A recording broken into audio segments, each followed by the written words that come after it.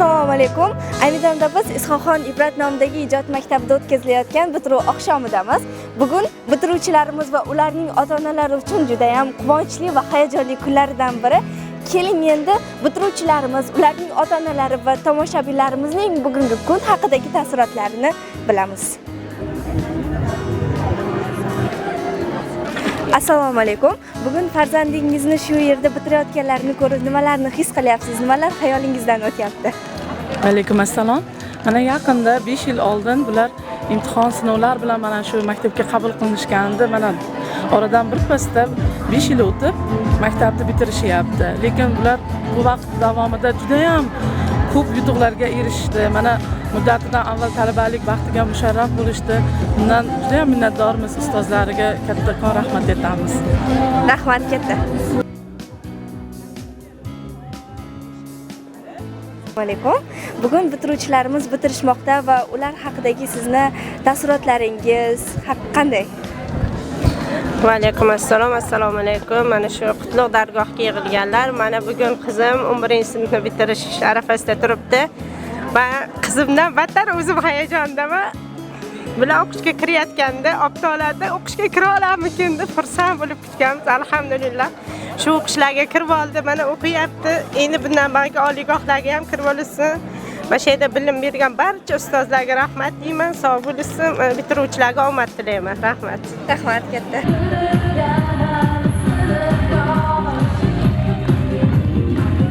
Assalomu alaykum ustoz. Bugun mana bitiruvchilarimiz bitirishmoqda. Albatta ularni necha yillar davomida tarbiyalab, bilim berib keldingiz. Ular haqidagi fikrlaringiz va taassurotlaringiz haqida gapirib bera olasizmi? Rahmat. Avvalo so'nggi qo'ng'iroq bilan barchangizni tabriklayman. Shunaqa mashaqqatli kasb egalari mana yil oxiriga yetib kelishdi, quvonib o'tirishibdi hammalari.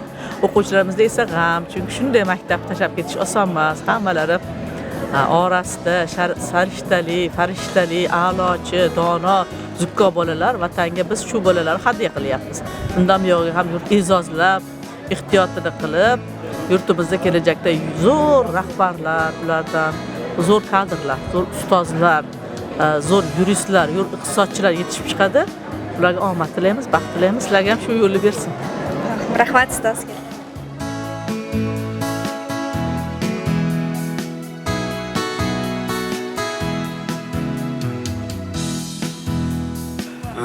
Yurtimizda ravnaqiga o'zlarining hissalarini qo'shib, mana shu yurtimizda avvalambor Ibrat domlani qilgan mehnatlarini mahsuli deb hisoblaymiz.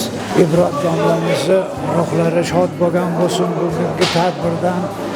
Kelajakda farzandlarimiz eliga, yurtiga, millatiga sadoqatli farzandlar bo'lib xizmat qilishini Allohdan tilab qolamiz.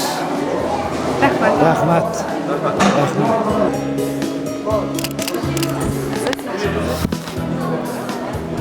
Assalomu alaykum.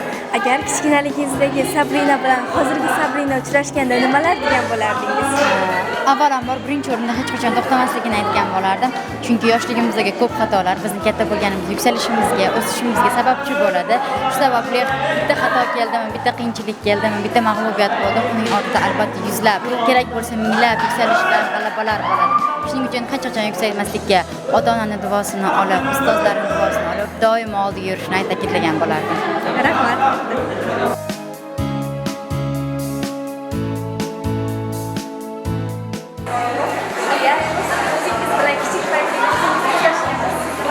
Bo'lardingiz. Birinchi o'rinda o'qiydigan bo'lardim, chunki ko'p orzularim bo'lgan, chetga ketishga harakat kamligi uchun o'sha orzular o'xshamaydi, lekin Xudoga shukr, bundan ham yaxshirog'i chiqib qoldi. Lekin aytgan bo'lardim, yaxshiroq o'qib.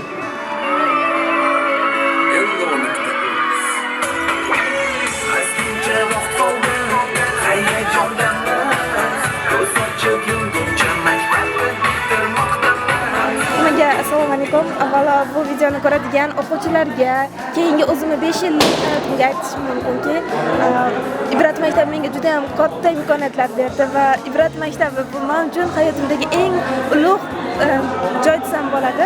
va hozir menda hattoki hayajon, chunki bitiruv oqshomi bo'ldi hozir va ayta olamanki, yaxshi o'qinglar, ustozlarimizni, ota-onalarni hamma aytganlariga kirib, yaxshi o'qishga harakat qilinglar va maktabimizdagi o'quvchilarga, ustozlarga kattakon rahmat. Juda ham ajoyib o'tdi 5 yil. 5 yil umrimdan men juda ham qattiq roziman va agar yana shunaqa imkoniyat berilganda 5 yilda yana o'tkazgan bo'lardim. Hammaga kattakon rahmat.